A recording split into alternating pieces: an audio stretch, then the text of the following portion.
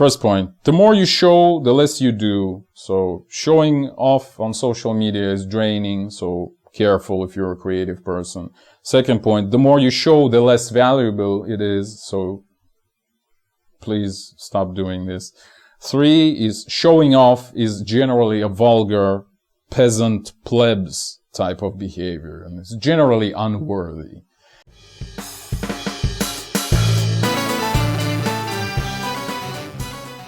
Greetings, this is Eugene the Philosopher, the greatest living philosopher after the unfortunate passing of Quentin Robert D. Nameland, who has been the greatest living philosopher before me. Now, this video is yet another angry video about social media, right? It's the old man yelling at cloud type of video.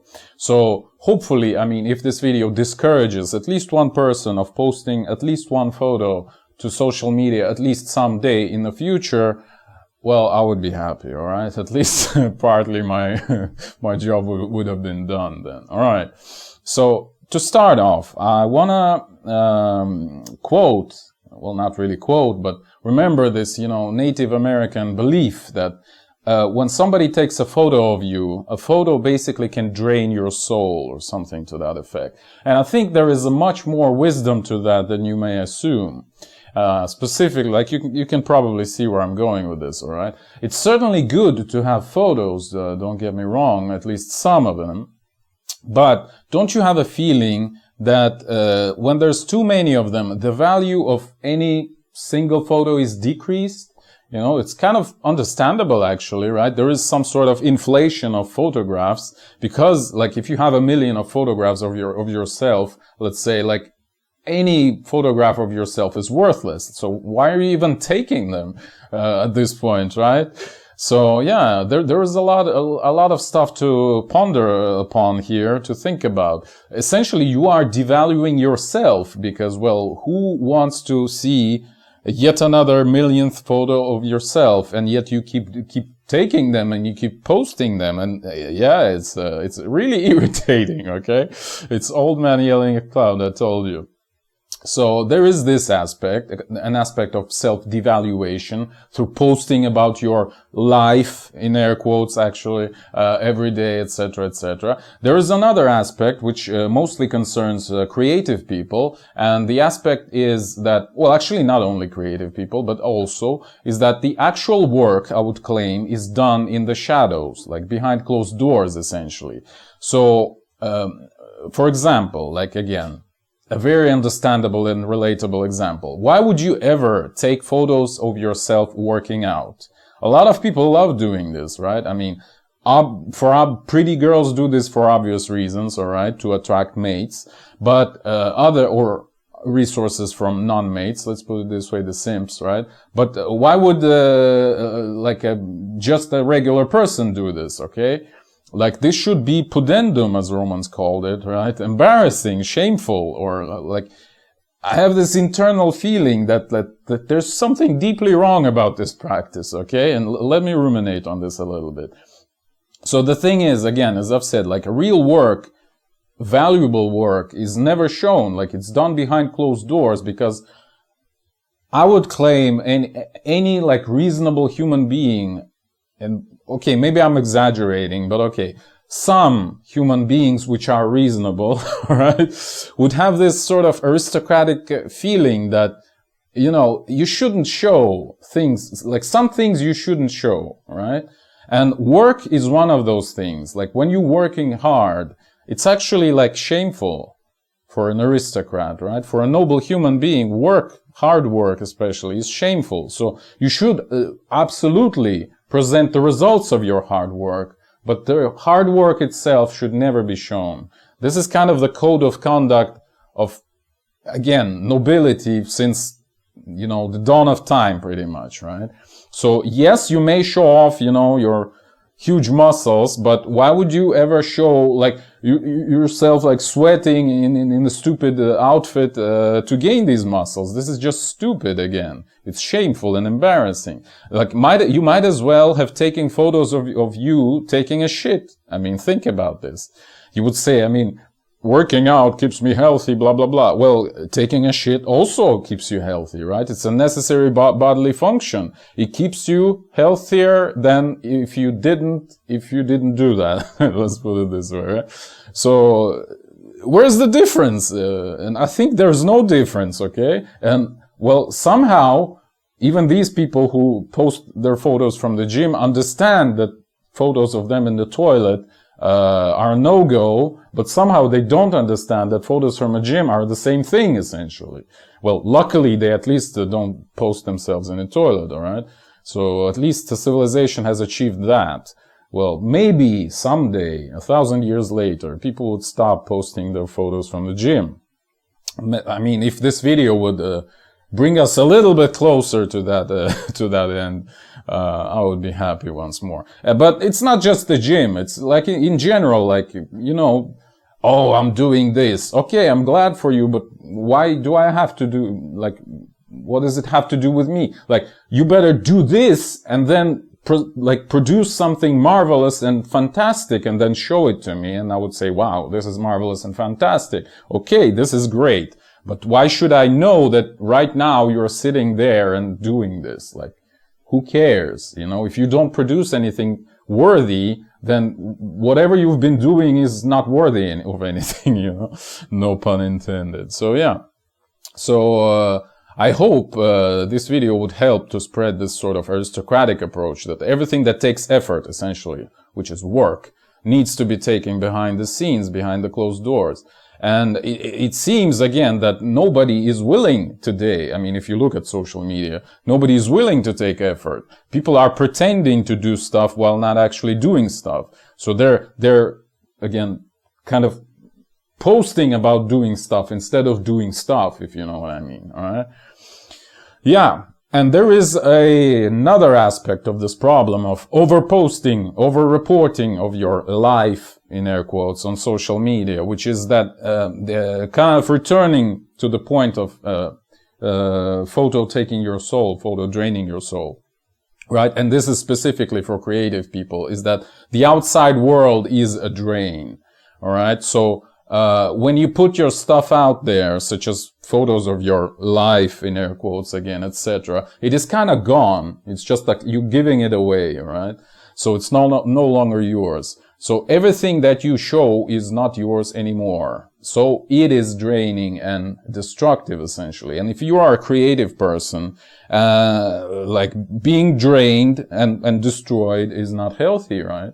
You need energy to continue to create. That's why you just, you know, kind of lock yourselves in your lab or your, you know, workshop or wherever you work, and you work, but nobody sees this.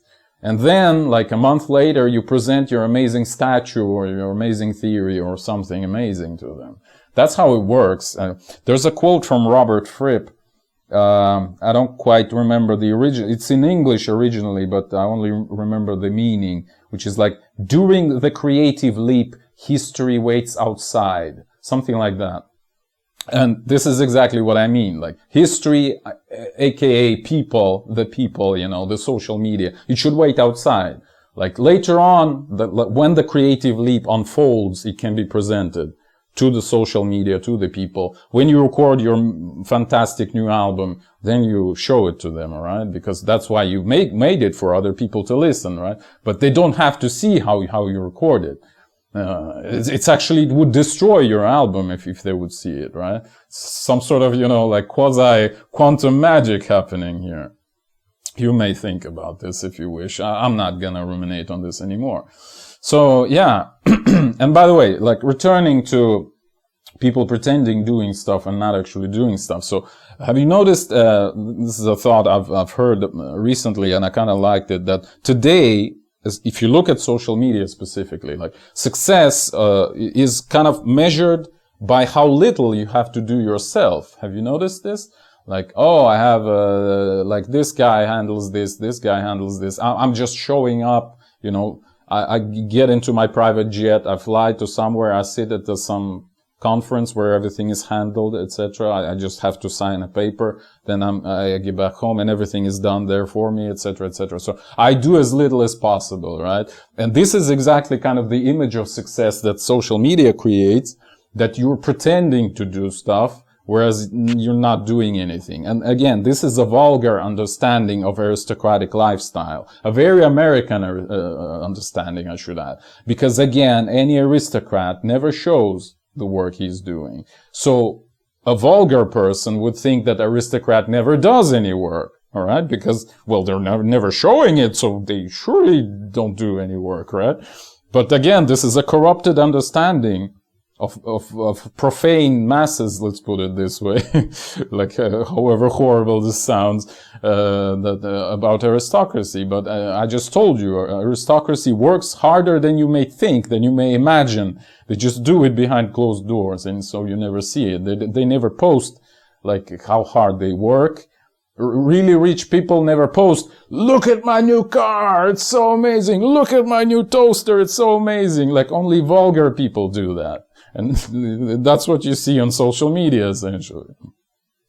All right. Yeah. So, where have we stopped? So, returning to the destruction and like creativity, etc. So, value in abstract sense, for example, in creative sense, gets accumulated when no one is watching, and it gets spent and nullified when people are watching. That's kind of my point. So, like showing your product, again, it sounds kind of horrible, but you know what I mean, means kind of giving it away. So you don't have it anymore. You don't possess it anymore, right? Releasing your, let's say your piece of art means you don't have it anymore. So it nullifies it, essentially.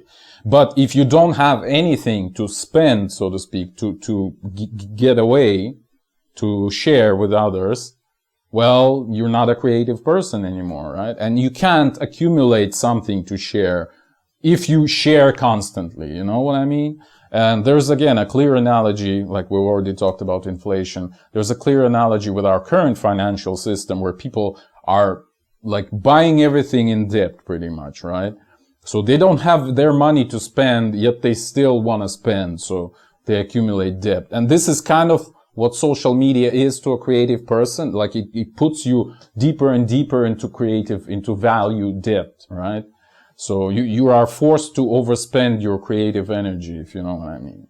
And this was kind of the main incentive for me to make this video. Like, I feel like it's such a huge drain for any creative person, like any participation in this sort of public discourse. Like it just feels so, it just feels like sewers. Like you're just, I don't know, like pouring your beautiful milk or whatever you have, honey, into sewers, you know, when you like enter the whatever discussions, like when you post stuff on social media, it's like you're pouring it into the sewers, honestly. So yeah, you spend it, you get drained, like your soul is being taken from you, okay? And there's also an aspect of validation, obviously. I mean, what did they call it? Instagram, instant gratification, right? So, validation on social media instead of internal validation, you know? So, because there is no internal for most people, so they seek external validation by other people. And these other people don't have their internal sources of validation either. So, it's just a perpetual, horrible dance, like really kind of like hell, honestly. So, people don't have any inherent value system, and they value themselves by how much others value them. So it creates this hellish ride of social media. And by inherent, I not only mean like purely inherent, I also mean like morality systems, which are obviously external to people, most of the time at least. But they are internalized, you know, enough so they can act autonomously as parts of yourself, essentially, right? This is what I'm talking about. All right, so I guess that would be all. Mostly, I can give you only like examples if you wish. Like, imagine this. Imagine there's a big concert, like a huge orchestra will play something fantastic, right? So the orchestra practices for like 100 hours before the concert, right? But they don't film that, right? Like they film the actual live performance that comes as a result of this work, of this practice, of these rehearsals, etc. And I feel like modern society tends to do the first instead. They tend to film the practice, and since instead of practicing they were just filming it, they never deliver the actual concert. So this is what I feel social media does to creativity in general, right? So yeah, and it's the same with people picturing their everyday life. So they make posts about living instead of living. You see what I mean? And it is repulsive for me. Like, I feel bad because they do this, you know, when I see these posts. So it's like you're in a reality show and you're sort of like a little monkey behind the glass. So yeah, can a little monkey behind the glass create something like profound and fantastic and awesome? That's a rhetorical question, really.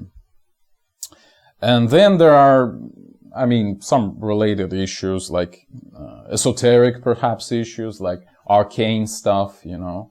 Like sometimes you see something marvelous and you ask, how did he do that? And you know, it's a secret, my friend. He didn't make posts in social media. He was actually working, you know. And Prestige movie, you know, is very good to understand this dynamic. Watch the movie Prestige by Christopher Nolan. Also Illusionist with Edward Norton, whatever his last name. I think it's him in this movie, or at least someone similar, right? All right, and well, there are some aspects here and there which may have been worthy to note as well with regards to social media. For example, like for specifically for like large influencers, watch my video about influencers, by the way, and content creators, right? So for celebrities, roughly speaking, there is a danger of this public persona. It's not only for social media, really, but this public persona of yourself, right, overtaking you, kind of. Because again, any entity has its own agenda, if you wish, and it can possibly, like, your alter ego can nullify your ego in the first place, right? This was the case, for example, with David Bowie, right? Do you remember this case with Ziggy Stardust, which was incredibly popular rock opera, very successful, and he kind of shut it down at the verge of the success. And when he was asked, like, why did you do that? He said, well, Ziggy Stardust, which was his alter ego in this opera, kind of started taking over me, and I didn't like it. I want to remain David Bowie. I don't want to be Ziggy Stardust, you know. So yeah, there is this aspect as well, so, with respect to, let's say, how would you say it? Overindulging in social media and things like that. Or King Crimson, right? It's a band that was demolished and remade, reassembled anew at least 3 times, right? In a completely different manner, and started playing completely different music. Yet there was still something similar in all of these iterations of King Crimson. Well, at least Robert Fripp was the same, right? He wasn't the same in the same of the same guy, but it was the same guy. It was Robert Fripp. All right. Again, I've quoted him already today, which is fitting. It rhymes, right? You know, like George Lucas said. All right, so conclusions, right? Just quickly, a few quick points, right? First point, the more you show, the less you do. So showing off on social media is draining, so careful if you're a creative person. Second point, the more you show, the less valuable it is, so please stop doing this. 3 is showing off is generally a vulgar, peasant, plebs type of behavior, and it's generally unworthy. All right. Thank you for watching. The eons are closing. If you wish to support me, please consider joining my Patreon. That is patreon.com/philosopher. See the link in the description. Or if you have a scientific theory of your own and you'd like my help in developing it, please join my alternative science coaching program, also available through Patreon.